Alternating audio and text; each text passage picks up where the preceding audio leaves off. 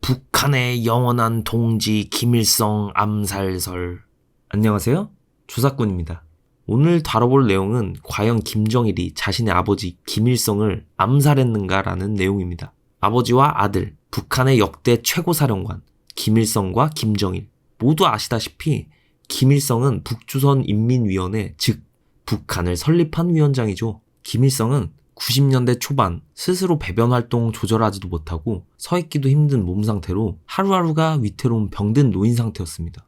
또 북핵 문제로 인해서 핵을 멈추려는 미국 39대 대통령 지미 카터와 수차례 면담을 했는데 그로 인해서 과로와 스트레스가 더욱 쌓여서 병세가 위독해졌다고 하죠. 때는 94년 7월 기록적인 폭염이 지속됐던 여름에 김일성은 백두산이나 묘향산을 자주 가곤 했답니다. 당시 만 82세 고령이며 몸도 편치 않은 김일성은 에어컨에 찬바람이 익숙치 않아서 산을 타고 고지대에 올라가서 대기 온도가 낮아 선선해지는 환경을 선호했던 것으로 보이는데요. 폭염이 끝도 없던 여름, 그때 북한의 위원장 김일성은 묘향산에서 고독하게 심장마비로 세상을 떠났습니다. 김일성 정권은 어느 정도 사회복지를 보장해 놓은 상태로 집, 의료, 교육은 전 국민들에게 무료로 제공하였고 기초 생필품 및 식료품들도 자주 배급해줬기 때문에 북한 국민들은 높은 삶의 수준을 살고 있었죠. 이 때문에 북한 국민들은 김일성을 신과 같이 떠받들었습니다.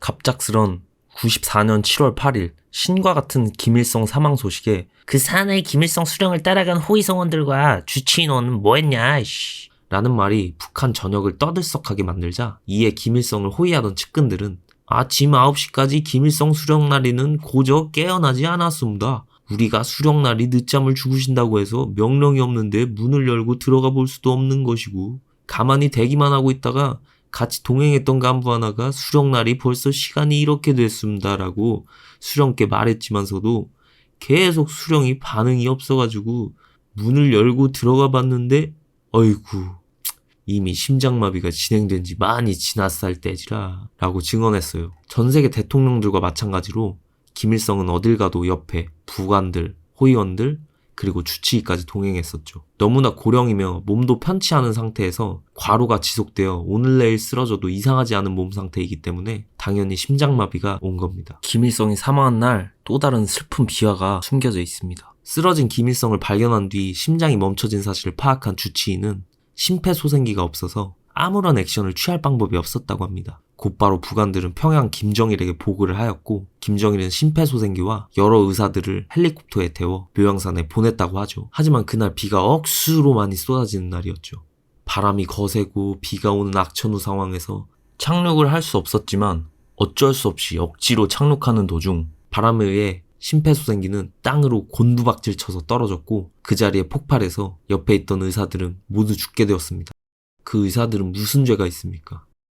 하지만 일각에서는 김정일이 자신의 아버지 김일성을 암살한 것이다 라는 말이 분분했습니다. 이미 말씀드렸다시피 90년대 들어와서 김일성의 건강이 굉장히 악화되었는데요. 김일성 정권은 사회복지체계를 훌륭히 갖췄었지만 김정일 체계가 들어서자마자 우리가 아는 현 북한 국민들의 가난함이 시작되었습니다. 김정일은 정권을 자신이 잡자마자 식료, 생필품, 배급을 모두 끊어버렸습니다. 마찬가지로 주택, 의료, 교육의 무료 제공도 당연히 끊었고요. 거기에 더불어 물가를 폭등시켜서 국민들이 하루를 벌어서 하루를 살기도 힘든 수준의 삶으로 모든 북한 국민들의 생활을 퇴보시켰습니다. 이처럼 김일성과 김정일의 독단 정치 방향이 너무나도 차이가 났기 때문에 김정일은 김일성을 암살했다라는 설에 믿음이 간다는 사람이 꽤 많았죠. 정황 증거만 놓고 보면 당연히 사실이지만 명확한 물질 증거가 없기 때문에 말 그대로 떡밥, 어그로, 음모론일 수도 있습니다. 암살이 맞다 아니다에 주장하는 근거에 대해서 알아볼까요?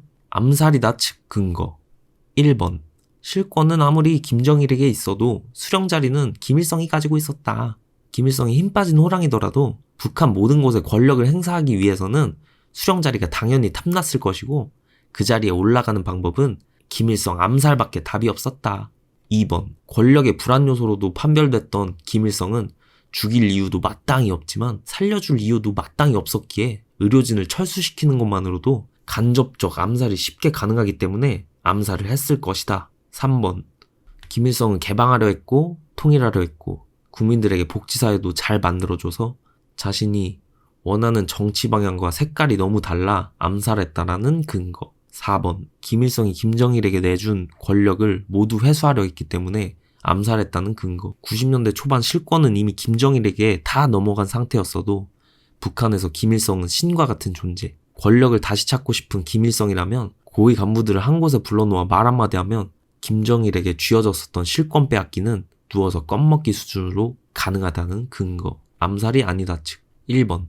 다음 북한 대통령으로 올라갈 김정일의 경쟁자 삼촌 김영주와 이복동생 김평일은 완벽하게 거세가 되어서 유럽에 파견시켰고 그들은 유배 생활 중이었고 더 이상 김정일의 차세대 후보 자리를 위협하는 라이벌은 전혀 없었다. 90년대 들어서 김일성 병세가 너무 악화되었고 북한 권력 대부분 김정일이 쥐고 있던지라 죽일 이유 1도 없었다. 2번. 김일성이 남북회담을 열어 민주주의를 받아들이려 했지만 이미 북한 실권은 김정일에게 다 빼앗긴 상태. 남북 정상회담 몇 번 한다고 통일이 이루어진다는 것은 불가능. 이미 김정일 자신이 권력 통제가 가능한데 김일성을 암살해서까지 정상회담을 막으려 했다는 건 말 그대로 음모론. 이렇게 정리되는데요. 북고위 측 간부들의 인터뷰나 증언들을 찾아보면 김정일, 김일성 부자 사이에 말다툼이 심했다는 인터뷰를 많이 찾아볼 수 있었습니다. 하지만 관련 증언이 너무 지나치게 자세해요. 황정민이 나온 영화 공작이나 다양한 매체에서 나오는 북한의 실태를 우리는 쉽게 찾아볼 수 있어요. 영화 공작에서만 봐도 황정민이 김정일과 만나는 모습, 눈동자도 마주치지 못하게 하고 전자기기들은 다 뺐고 엄청난 절차를 걸쳐서 김정일을 만나는 모습이 비춰지는데 이보다 더하면 더했지 더 못하리라 보이진 않는데요. 실제로 북한의 수령, 즉 북 대통령을 북한 내부 고위층 간부들이 대면할 때도 엄청난 통제가 있을 텐데 너무나 자세한 증언들이 난무하여서 이 증언들의 믿음이 가지 않습니다. 증언들의 믿음은 가지 않지만 김정일의 암살 가능성, 그것은 킹능성. 여기까지 조사꾼이었고요. 오늘은 이만 마무리하겠습니다.